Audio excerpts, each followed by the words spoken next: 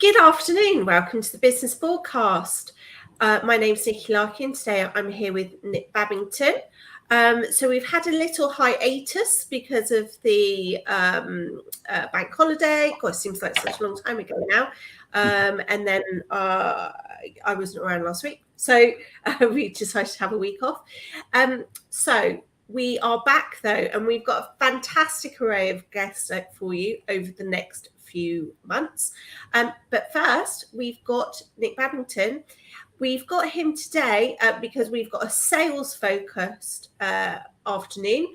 And the reason why I've asked Nick is he's got an exemplary record of sales in different sectors, but also he really knows how to drive and motivate sales teams, and that's sales teams, but also across organizations as well.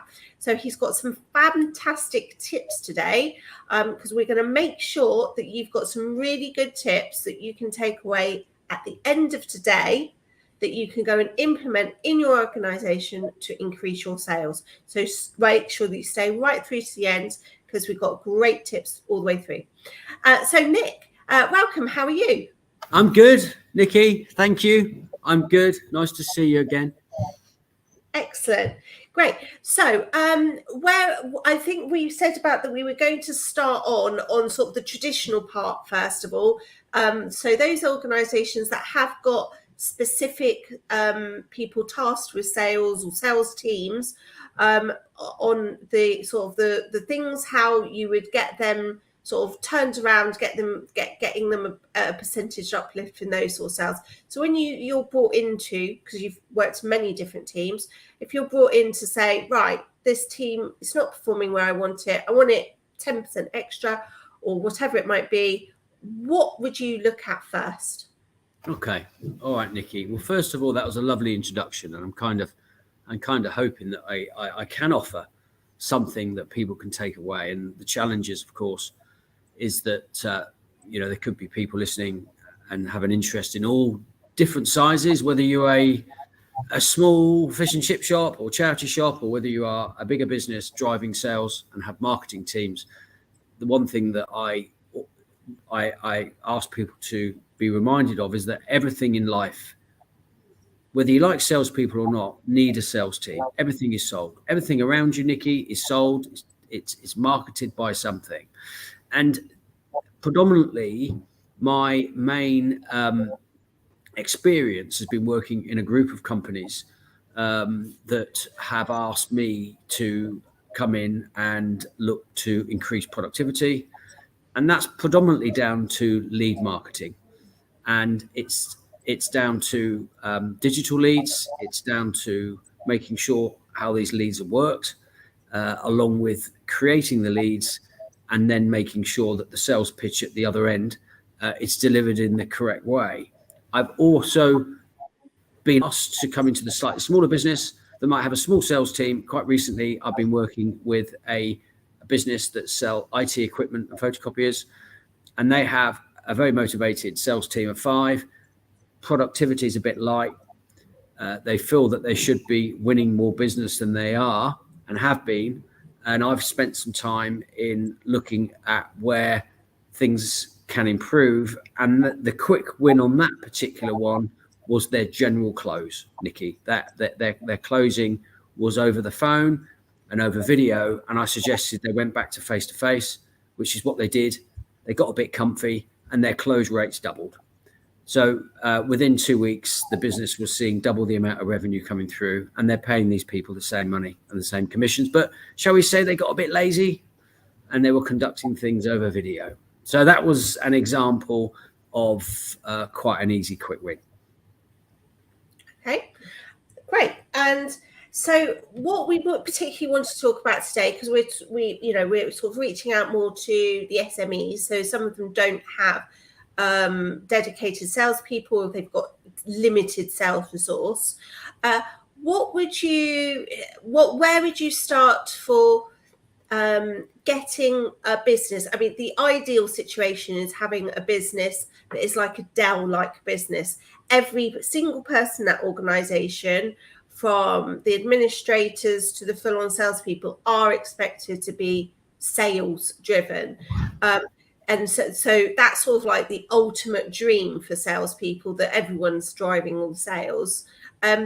Where when you come into a sort of a mid-sized firm and you're trying to encourage a better not a better, just creative sales culture, what sort of things do you look at first? Okay, so I mean, if you look at the rise that you've done, Nikki, over that period of, I mean, I can't remember, 15, 16 years ago, however long it was. 16 years. 16 years, right? Well, we met and there was a handful of you. You had a vision of revolutionizing, what you do and become a business very successful, but also something new and different. And you went out and grew your business really well. And I know that you were very good at your networking and being able to win business, do a great job, and then ask for referrals. If I told you that only 11% of customers are asked if they can recommend somebody else, right? Now, that was a survey that was done quite recently with Deloitte. And it's a statistic that I know, okay? It's a statistic that I know where people always look at outside to get more business than really look at their own client base. So if I'm going into a mid-sized business, so we're looking at maybe 10 to 20 staff for me, and there will be a few people that are wearing the hat of sales, they will have, or they should have, a CRM system. That CRM system is vital. It needs to be updated. It needs to be set up to ensure that any particular lead is put through a funnel, and it needs to be marketed respectfully. So I'm not talking about picking up the phone and ringing people every day, every single day of the week, 3 times a day. That's not what I'm suggesting. But what I'm suggesting is that their lead management is a very important part of winning business.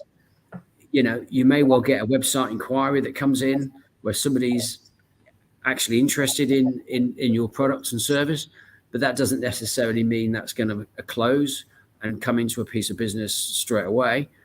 It will need to be followed up and proposals sent and then followed up again. And your CRM system should enable you to have a proper follow-up process to enable you to manage leads. I've worked in different businesses and the statistics are much the same.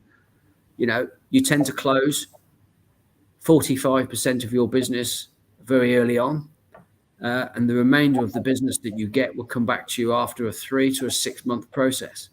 But it makes you question on how much business that you've lost because you haven't been able to manage that lead through each pot.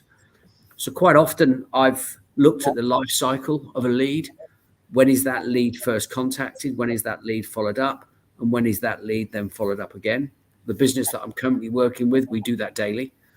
45% of the business that this business gets is based up on leads that they've received 9 months ago. So an accurate follow-up process is very, very important. And it's that big old question between, do I employ another salesperson or do I invest more money in marketing? And we're in a different world now with marketing, but then the competition's high, but it's also expensive, pay per click sometimes. I've been working for a clothing business that have a relatively low sale average fee. You can't go down the pay per click channel with a business like that. You have to look at different ways of encouraging people. When they get onto your website, they can download something that they have of interest. That creates a lead. That lead could then be followed up.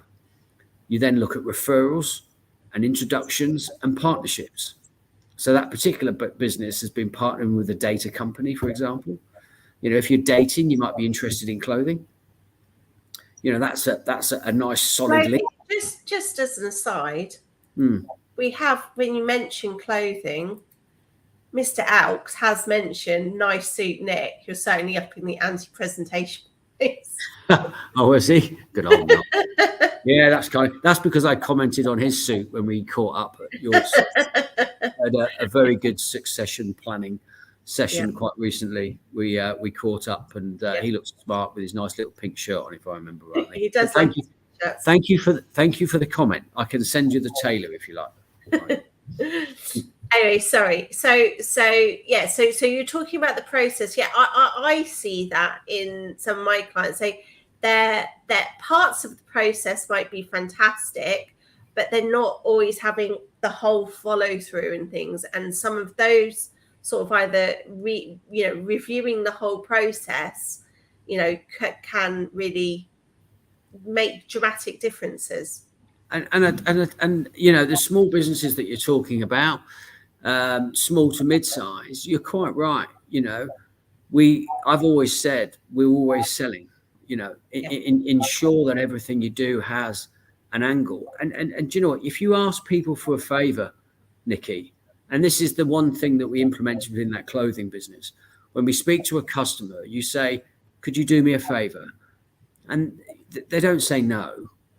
They say, "Well, yes, of course. What is it? Could you introduce me to a friend? Could you introduce me to a member of the family, somebody that you also feel could see a service like this of interest?"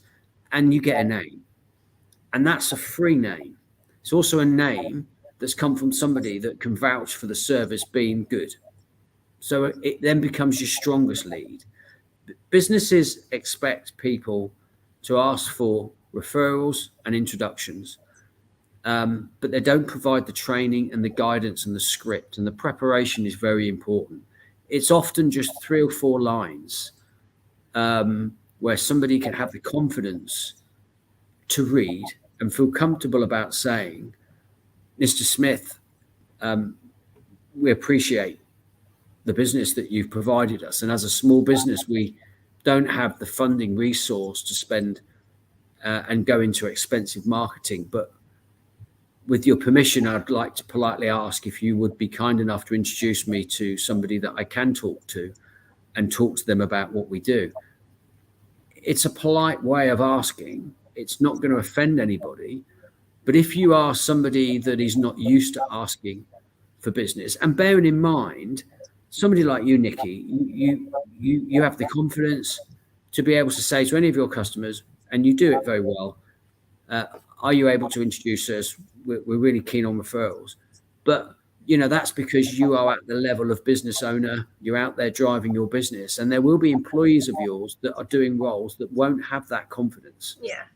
Now, it's important to not just give them a script and say, "Get on with it," but it's regular training. It has to become part of the weekly process with your staff by sitting them down and say, "Guess what? It's referral training today. Let's just go back through this script. Let's just make sure we're comfortable with it. Can we have some feedback? What bits are you good at? What bits you're not good at?" And do you know what? If that becomes an integral part of a weekly catch up on a Monday or a Friday, okay, and you can put some reward around that, reward people. Say there's a bottle of wine every time that somebody gets a referral. Maybe there's a cash incentive in that. And it makes such a difference. So for example, we've got a quarterly prize now. I don't think we've announced who it is, but we've got a special bonus of who gets the who's done the best and the most referrals in the quarter. And this quarter, it was one of our team members did brilliant. She got brilliant. Well, that shortens who it was, but a brilliant referral into the business. And so it'd be interesting to see this quarter who it's going to be. So we're trying to. It is very difficult to get, because people in non-sales roles, they're in non-sales roles because they don't want to be salespeople, but trying to get them to do sales things is difficult. So it is a bit of a gradual process, and definitely something that we need to work on a lot more, which I'm sure we will be doing with your help. But doing some little things of like that, because I've found over the years, if you just go, I expect you to, it's very tricky. So we're trying to do like soft things, like gradual things, like getting the Google reviews and things like that, which the team are getting much better at getting. But that also helps then the online traffic and everything. So look, you're one step ahead, Nikki, and that is there are some quick wins for businesses that look. Digital marketing is really important, and I've got some great contacts. And if there's a business that wants to go for digital marketing, look, I'm not saying you get instant wins, but over a period of time with a decent partner, the money you invest, you can show a great return. And we all know that. But it's having that £5,000 to £10,000 a week to put into that. Now, or much less. I don't pay that much. Yeah, well, those people know that we've been working with Susan Marie for the last couple months, and we're right at the beginning of our journey and developing our strategy and everything. But we can already see that the work that she's been doing on our social media marketing and everything has completely transformed the level of where we are and is already bringing in really good leads. So it can turn around quite quickly. The SEO takes longer to turn around, but the direct, like social media, can be really quick. It depends on what size the business. There is a budget out there for everybody. Of course there is. And look, you're right. And Suzanne, I'm aware of a client that's also used her, who's been immensely happy. So I mean, and that's great. And you're absolutely right. They're different. And Suzanne will be far more the expert than you and me. I spent a bit of time in Canada, and I suddenly learned the digital process. It was alien to me. I've generally been field sales and internal sales team, and then I'm sent to Canada, and I had to learn the whole structure, and sat with a that was looking at our whole digital footprint, gave me quite a stern but very, very good, learning culture on how that element of the world works. The lead generator, once the lead was generated, I knew how to deal with it, but it's the generating of the lead. And they're different levels. I mean, there's pay per click, PPC is expensive, depending on what keywords you use. And there is other, as you said, LinkedIn, Facebook, Instagram, some really good stuff that Suzanne will be doing for you that in a little bit of time really gets traction, and it's familiarity for that. And look, the fact you're doing that is good. Something else before I forget about it, I will mention, implementing a good newsletter and getting a good following is an excellent way of creating data channels, educating individuals, but also you can match that to something like LinkedIn, and can then generate a list that you could also ensure that you are connected in that way. So that's something that I've implemented and seen work very successfully, depending on the type of business. This was the IT business. They did so well in that they got the right people through their newsletter. So that was quite cute. That was a good. Generated some nice warm leads for their sales team to proactively call. So that was a good exercise. Just going back to the Canadian experience, I think that you went over that really quickly, but I think this is really good and thing to sort of demonstrate how you built a business in Canada from zero to we probably can't say the actual amount, but it was 200 staff. 200 staff. So that's that's sort of indications of the size. So you built a business over 3 years. About two and a half. We officially traded for 2, and I will back that statement up with saying that at the time we were funded by a guy who is, he's at the time. You had funding, but you still were you built up 200 people. They weren't 200 people twiddling their thumbs. They were 200 people because you built up the sales for them. So that is a massive thing, because I was talking to a firm yesterday that they're looking at, they want to be able to scale to the next level, and they are 60 people at the moment, and they want to, but they're sort of don't have the experience of scaling to larger. I've worked in a business where we were just even my division, we started off at 30 and we'd gone up to 100 million. So, that experience of growing can be overwhelming if you haven't done it before.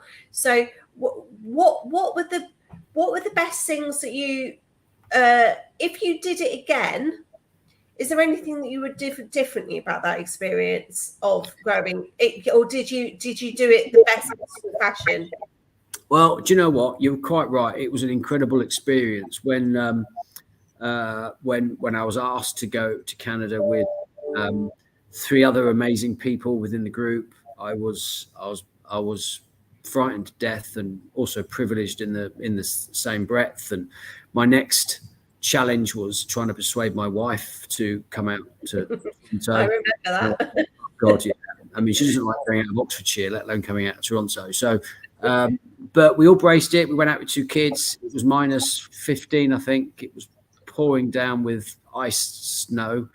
And I sat there in a solicitor's office that we borrowed, and I'm thinking, what on earth am I doing? Done.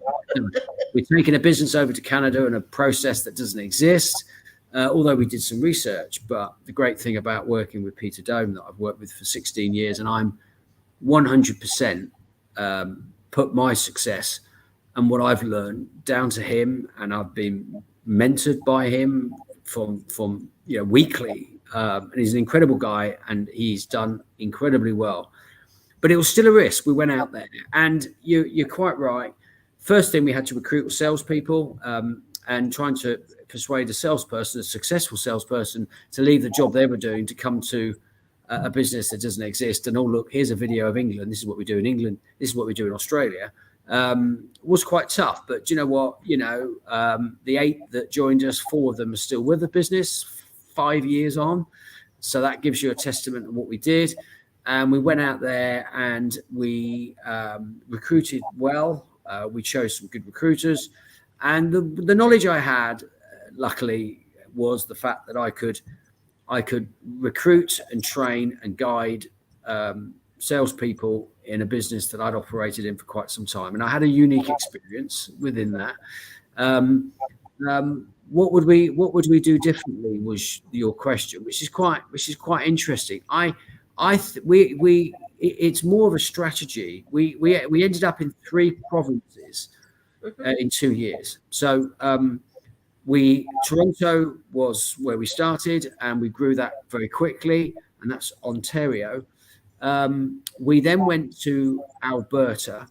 Okay, so we set up in Calgary, so that's where the Olympics are.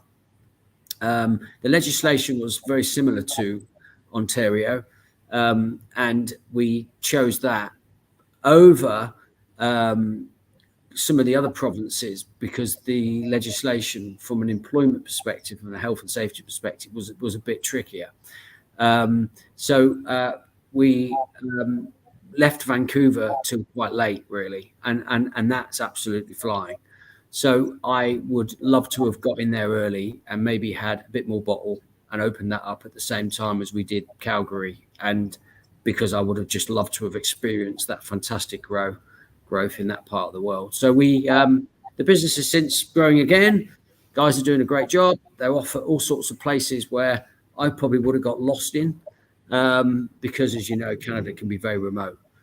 But it was, I learned more about the digital marketing side, the sales function. It just shows that the old routines work, and that business will always be successful based on ensuring that you treat people well, ensure that you ensure that you market the leads, you generate the leads as best you can. But the big thing is teaching a salesperson, which is more applicable to small businesses, about how to be self-sufficient, how to generate opportunities. We do live in a world, shall I say, is the modern, and I don't wish to be disrespectful, this is not to everybody, but I meet some of the newer salespeople out there that are very good at updating their LinkedIn, and they're very, very good at doing a CRM and they're great at videos and they do lots of emails. But if you ask them, have they ever sent a private letter thanking them for a lead? Have they dropped round a bottle of wine or box of chocolates? And have they actually asked for a referral rather than sending an email? You find that that's not the culture they're brought up in.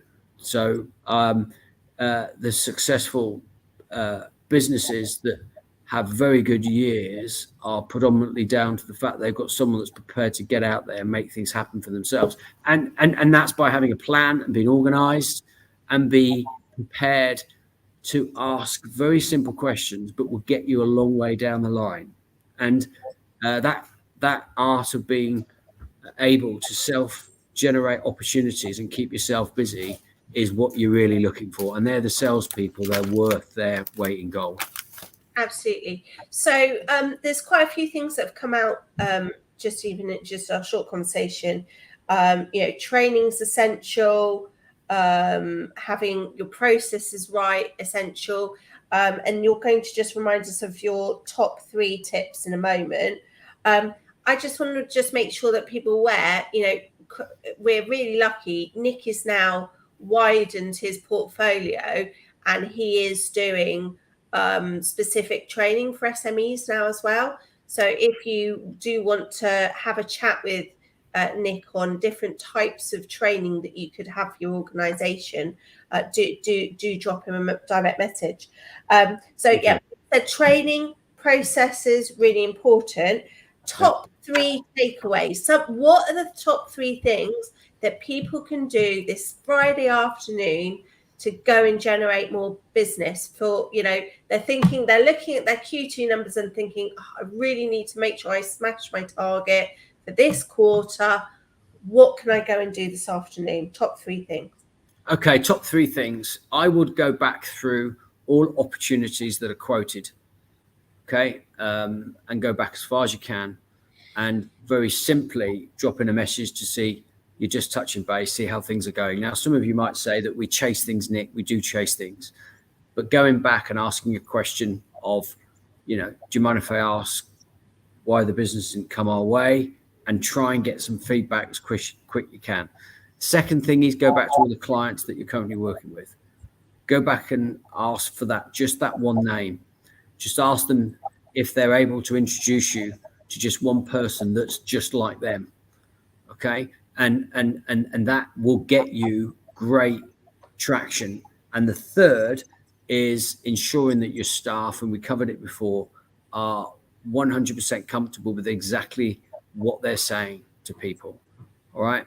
The great thing about sales is that you can generate something immediately.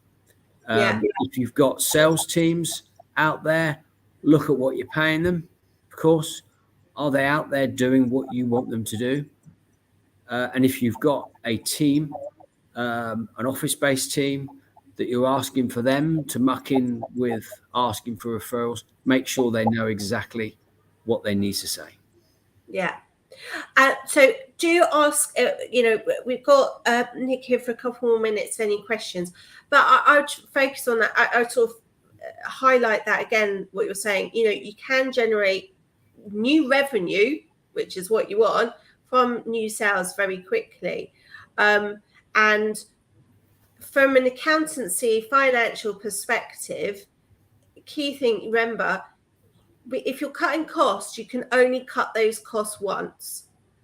With sales, that's going to be, so you can only put one impact on your bottom line. Whereas with sales, it's a continuous thing. You can keep increasing your sales. Therefore, you can continue increasing your profit. I, as some of you know, I used to work in some really large blue chips, but we're always doing these. Oh, right, we've got to cut off 5% of all our costs, all this sort of stuff. One of my top operational managers, who really respected, he always said, look, yeah, you can do costs, but you can't keep cutting all your people because you're going to have nothing left to sell. So, yes, be sensible with your costs, trim stuff that you can. But if you really want to improve your profit, look at your pricing strategy and sell. Yeah. Okay, I think people are being a bit shy this afternoon about asking questions on sales, but the DMs are open. Or connect with Nick on LinkedIn for any questions that you have regarding sales. He's always happy to pop out and have a coffee and a chat with people.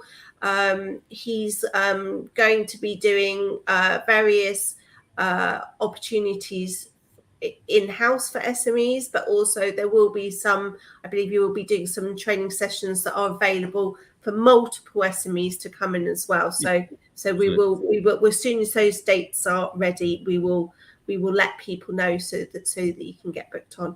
But thank you so much. Thanks, Nick. I'm going to go away and work on a couple of those things this afternoon. Okay, Generate some sales ready for the weekend. And thank you very much. Have a lovely weekend, everyone. Oh, I better let you know what we're doing next weekend. Sorry, I'm out of the loop. I haven't done this for a few weeks. Forgotten my rhythm. So next week, we've got a brilliant guest. Well, brilliant guests. I think this is the first time we've had multiple guests. So this is the first. It's double first because we're having two people. We're having the managing director and the chair from Curve Workplaces next week. And it's the first because we're going to be just hearing about their journey of how they've managed to really build their business and turn it around. And they've been so great.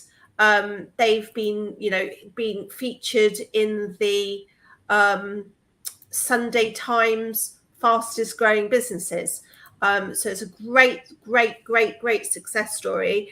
And so it's just going to be sort of a general chat next week, hearing their story, which hopefully will inspire you all for how to generate your growth and hear the good and the bad things that that happened during their journey. But it was great inspiration. So have a lovely weekend, Nick. Thank you, everybody out there for listening. And same time next week. Thank you. Thank you, Nikki. Cheerio. Bye.